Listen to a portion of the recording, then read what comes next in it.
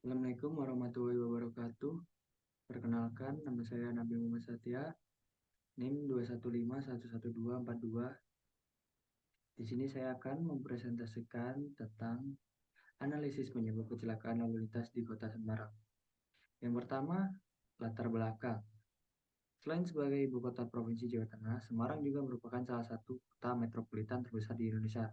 Menurut Undang-Undang Republik Indonesia Nomor 26 Tahun 2007, sangat wajar jika Kota Semarang disebut kota metropolitan karena menurut Badan Pusat Statistik jumlah penduduk di Kota Semarang sebanyak 1.800.000 sekian jiwa, di mana Kecamatan Pedurungan merupakan daerah yang memiliki jumlah penduduk tertinggi di Kota Semarang dengan jumlah penduduk mencapai 200 sekian jiwa.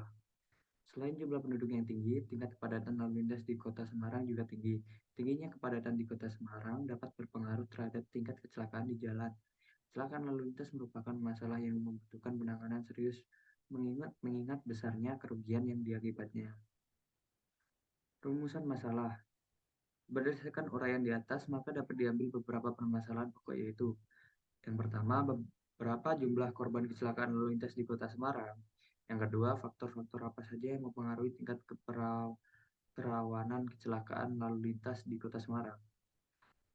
Lanjut, landasan teori kecelakaan lalu lintas.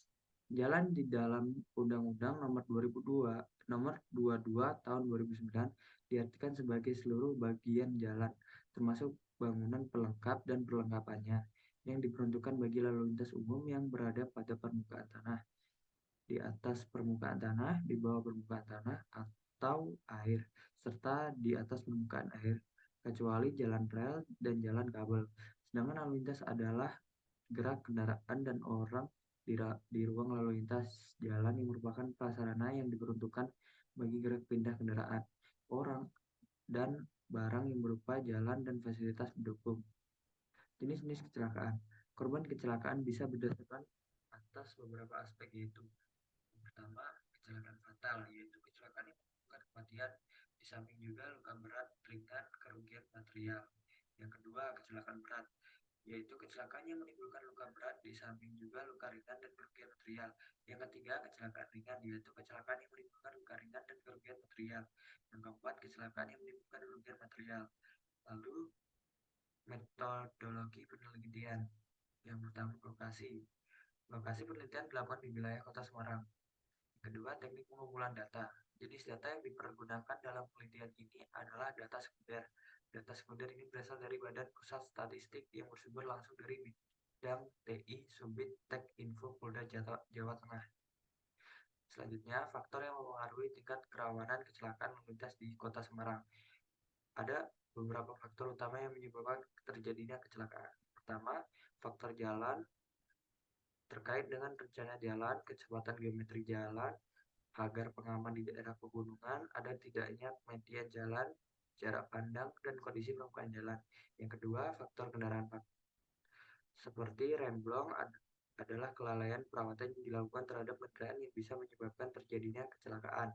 Yang ketiga, faktor kelalaian pengguna jalan. Faktor ini biasanya menjadi faktor terbesar dalam kecelakaan.